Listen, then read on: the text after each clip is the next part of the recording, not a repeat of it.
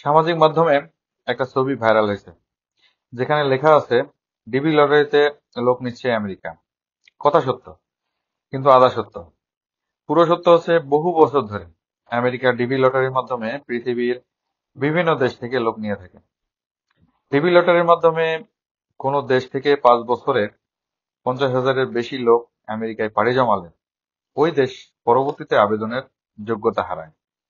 বাংলাদেশে 2007 থেকে 2012 সালের মধ্যে 50,000-এরও বেশি বাংলাদেশি এই ভিসার আওতায় যুক্তরাষ্ট্রে পাড়ি জমিয়েছে। বাংলাদেশ ছাড়াও এই তালিকায় রয়েছে পার্শ্ববর্তী দেশ ভারত, পাকিস্তান, চীন সহ 19টি দেশ। এছাড়াও 2024 সালের ডিবি লটারির আবেদনের সময় ছিল 5 অক্টোবর 2022 থেকে 8 নভেম্বর 2022 পর্যন্ত। এমনকি 2025 সালের ডিবি লটারির আবেদনের সময়সীমাও পেরিয়ে গেছে। এই আবেদনের সময়সীমা ছিল 4 অক্টোবর 2023 থেকে 7 নভেম্বর 2023 পর্যন্ত। মূলত প্রতি বছর চাকরি কিংবা স্থায়ীভাবে বসবাসের জন্য যুক্তরাষ্ট্রে পাড়ি জমাতে চান অনেকেই। দেশটিতে বৈধভাবে প্রবেশের অন্যতম জনপ্রিয় উপায় ডিবি লটারি, যা গ্রিন কার্ড লটারি নামে পরিচিত। প্রায় প্রতি বছর একটি নির্দিষ্ট সময়ে চলে এর আবেদন প্রক্রিয়া।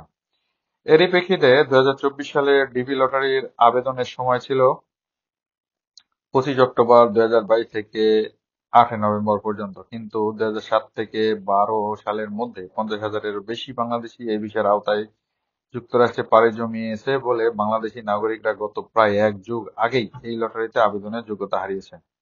তাহলে এক কথায় বা সহজভাবে বলা যায়, ডিবি লটারিতে বাংলাদেশের নাগরিকদের আমেরিকায় আসার আর কোনো সুযোগ নেই এবং ভবিষ্যতে সেই সম্ভাবনাও নেই। প্রতারণার হাত থেকে নিজেকে বাঁচান, এই ভিডিওটি শেয়ার করে অন্যদেরকেও বাঁচান। আগেও বিভিন্ন সময় বাংলাদেশিদের ডিবি লটারিতে আবেদনের সুযোগ আছে দাবি করে সামাজিক মাধ্যমে প্রচার করা হয়েছে, এখনো হচ্ছে। তবে আমরা যদি সচেতন থাকি তবে এমন মিথ্যা প্রচারণা বন্ধ হবে বলে আমি মনে করি। এতক্ষণ সাথে থাকার জন্য সকলকে ধন্যবাদ।